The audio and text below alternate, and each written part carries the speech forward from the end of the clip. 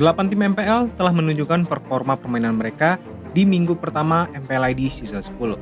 Bahkan, di minggu pertama kemarin, salah satu tim berhasil mendapatkan kemenangannya lagi setelah 4 season selalu mengalami kekalahan di laga pertama. Kira-kira siapa? Mari kita bahas.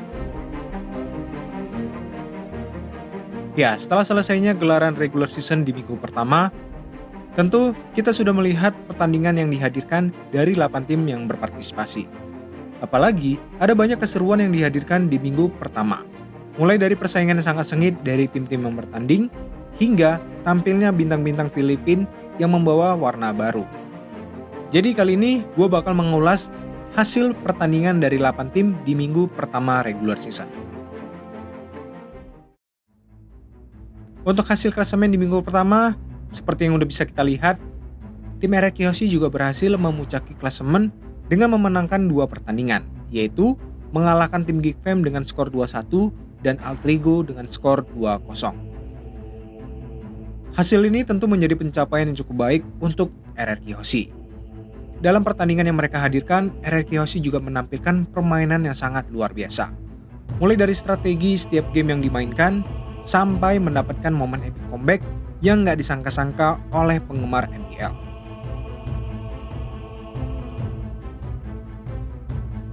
Kemenangan RRQ dalam 2 pertandingan tersebut juga membuat susunan line up utama RRQ Hoshi masih 100% dari season 9.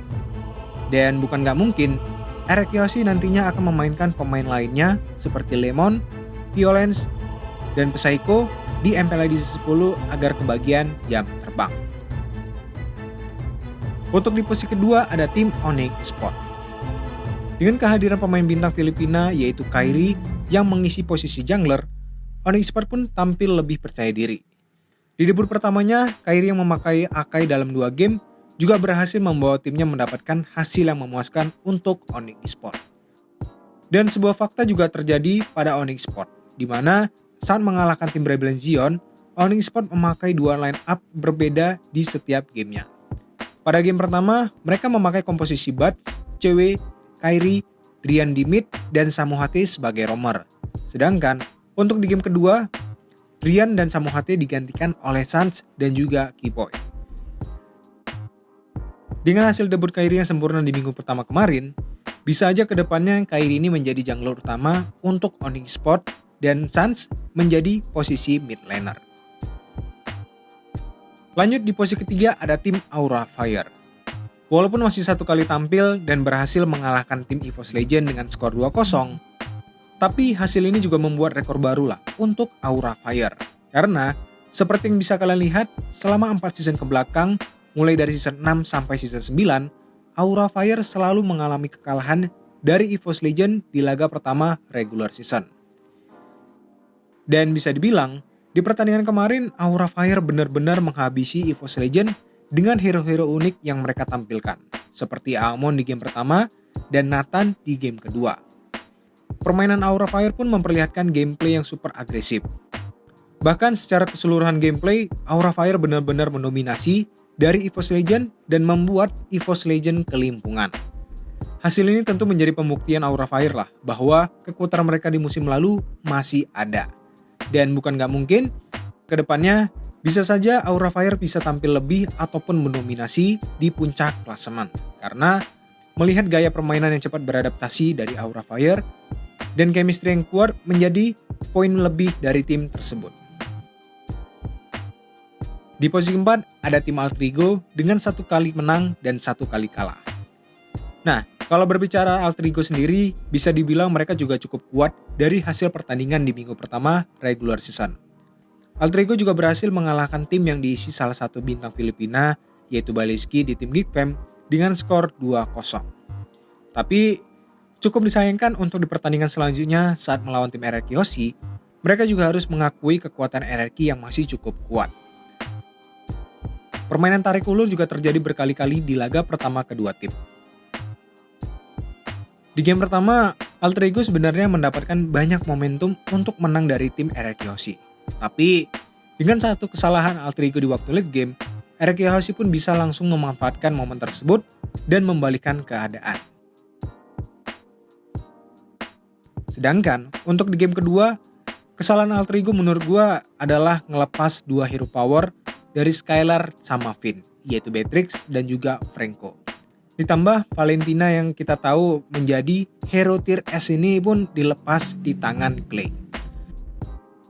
Di sini alter ego pun dibikin gak berkutik sama Eric Yoshi. Dan di game kedua ini juga berjalan relatif cepat. Dan mungkin kedepannya alter ego juga harus respect lah kan sama hero-hero power dari tim musuh, ataupun lebih mengoptimalkan untuk meng-counter hero power dari tim musuh. Di posisi kelima ada EVOS Legend dengan 1 kali menang dan 1 kali kalah. Dengan deretan pemain muda di dalam roster, di laga minggu pertama kemarin, EVOS Legend bisa dibilang cukup mengalami perubahan dari segi gameplay, seperti skala teamfight yang mulai rapi dan berkembang ketimbang sebelumnya. Walaupun mereka berhasil menang dari tim Bigitron Alpha dengan skor 2-0, dan kalah dari tim Aura Fire, tapi di satu sisi secara data yang ada, kelemahan EVOS Legend dari 4 game yang dimainkan, EVOS Legend selalu tertinggal objektif dan laning dari early to mid game. Bisa kalian lihat dari 4 game yang dimainkan, EVOS Legend selalu kalah objektif dan laning saat melawan tim Bigitron Alpha dan juga tim Aura Fire. Hal ini juga menuai kritikan lah kan dari Rek yang mendengar micek EVOS Legend dan menganggap komunikasi para pemain EVOS Legend jelek. Dari hasil ini tentu menjadi PR lah buat para pemain ataupun coach EVOS Legend untuk di week kedua agar lebih tampil optimal. Lanjut di posisi ke-6 ada tim Bigitron Alpha. Ya, dengan susunan pemain KYY, Max, Matt, Sorizo, dan Moreno, Bigitron Alpha bisa dibilang gak terlalu mengalami kesulitan di laga pertama mereka. Saat menghadapi Rebellion Zion, Bigitron Alpha bermain lebih agresif dan rapi. Mereka juga berhasil menang dengan skor 2-0. Tapi, di pertandingan selanjutnya saat melawan EVOS Legend, cukup disayangkan walaupun berhasil tampil mendominasi dari early sampai mid game, tapi untuk skala teamfight di waktu late game, Bigitron Alpha masih tertinggal dari EVOS Legend. Kesalahan Bigitron Alpha menurut gua adalah di mid lane-nya. Moreno yang mungkin masih terlalu nafsu. Karena di 2 game itu sosok Moreno selalu ke pick off duluan dan membuat game Bigitron Alpha menjadi berantakan.